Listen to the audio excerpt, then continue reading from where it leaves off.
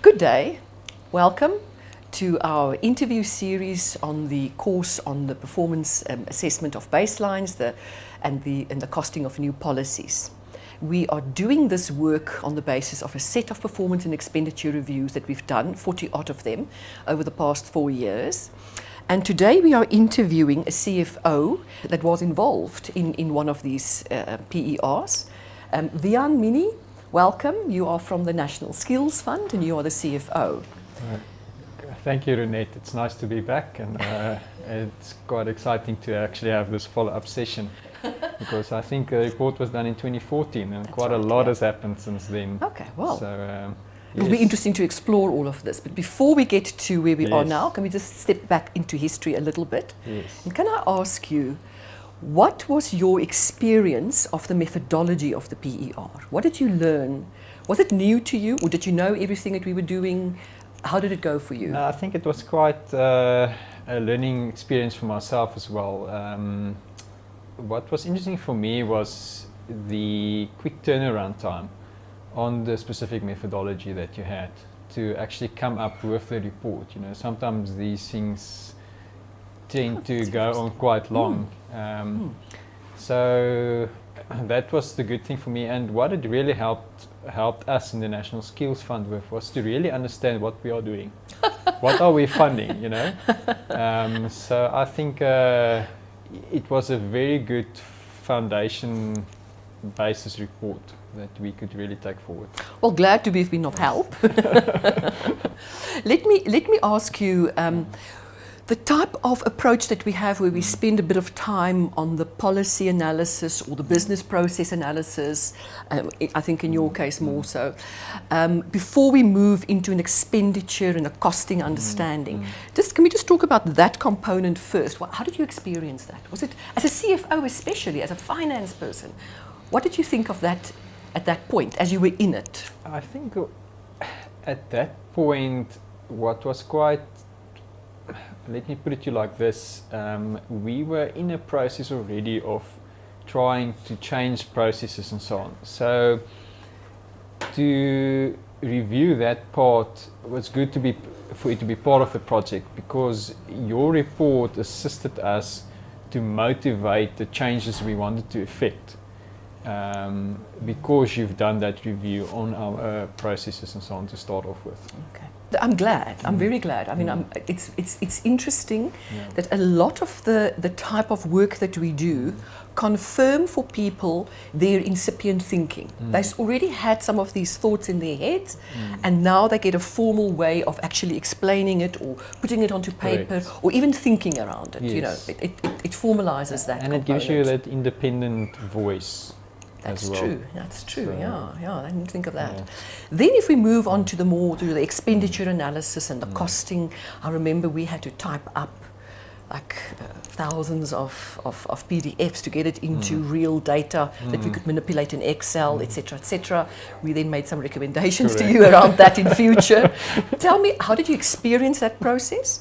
And then what did that process help you in your workspace on the costing and the expenditure side? I think that was probably the most value add for us in the entire project.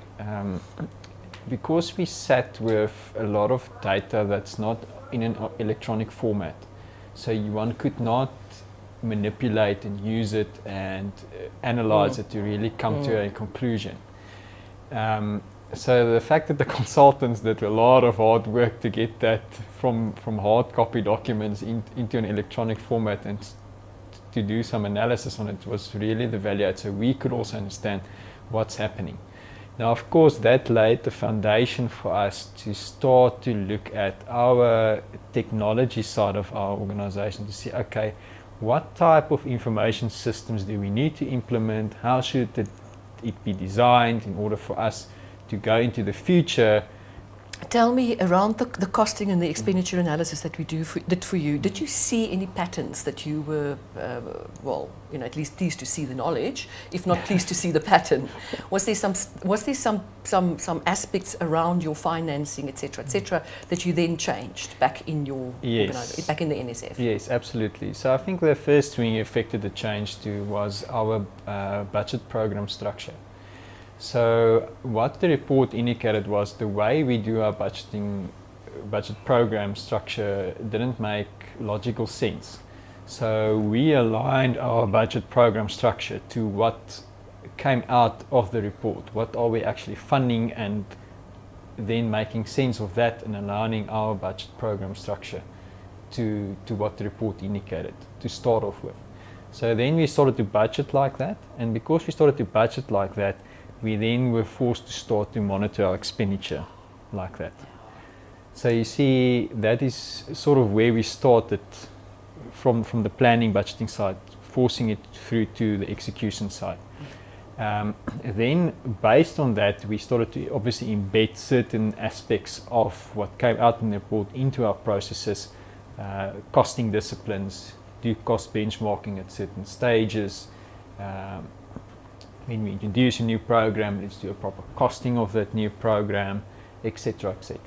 My word, I love hearing this. I really like hearing this. This is good news to me. Music to my ears.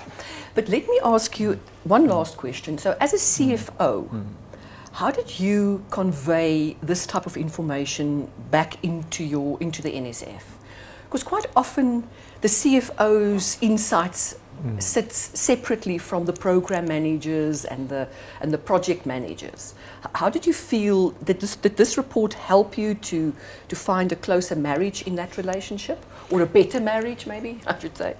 Look, what did happen with the report is obviously it was conveyed to your more senior levels, your Director General, which is the accounting authority of the NSF, as well as to the Minister. So at a more senior level, it was conveyed and more understood. Taking it down to more your lower levels, oftentimes one had to use the information in the report in bite sizes and make sure you convey it in packages, not necessarily giving them the report and say, here's the report. You need to take what is in the report at a specific point of time and then deal with that one aspect, and then you make sure that one aspect's addressed, and then you tackle the next one. So it's really, to affect change is often in small packages, That's but very with the interesting. broader plan. Thank you. I think that's a very good insight to take forward as well. Wean, thank you very much. Really appreciate your time and effort here. Thank you. You're welcome, Renette.